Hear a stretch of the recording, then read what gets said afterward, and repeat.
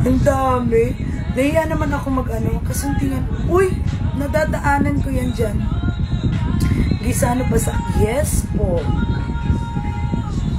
Mamaya pupunta ako doon. Bibili ako ng mga kailangan sa bahay. Kasi ubos na po. Sagad na. Yung mga biskuit. Layo ka ko. Naku, Yuri. Sige, Yuri. Maglalayo ako. Kitang-kita mo yung utong ko. Magbigay ka. Hot ng morning. Thank you, talok. Tabok ko. Ah, taga-tabok ka. Harry. Exist ko. Gusto niyo tumayo pa ako eh.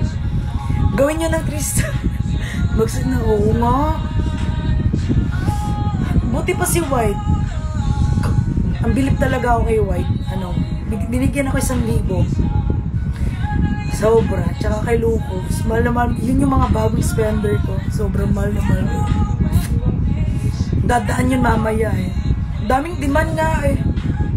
Sabi nga ni White, pag mag-demand, wag. Pag walang bagsak.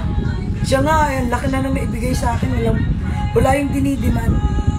Actually, meron talaga dito na bibisit ako. Hindi ako get over sa kanya. Bigyan niya daw ako ng gaming chair, lamesa, ring light, at kung ano-ano pa.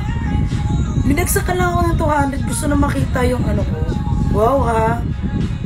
Kuya, kung nanonood ka man ngayon, mag-live ka, ibalik ko sa iyo yung 200 mo, okay? Hindi ko kailangan 200 mo. Sa dami ng beats ko, hindi. Hi! Good morning! Nag-PM. Basta kung sino ka, yung hindi na lang kita pangalanan. Basta, naku kuya. Kung sa ibang babae nagkagawa mo yun sa akin, hindi. Ako nga, magdo-donate. Ayaw pansin. Di wag. Oy! Tatanggapin ko yung gaming chair mo ah. Huwag kang ano. Huwag kang anuan. Bibigay ko sa'yo yung address ko. Hatid mo ah. Maynila. Di mahal kasi gaming chair, Ben. Mahal. Sayang gumastos. Sobrang pa-notice naman, Lods. Okay dyan, Anthony.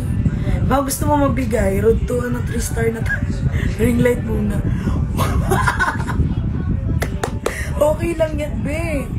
Ring light ko, lampshade lang.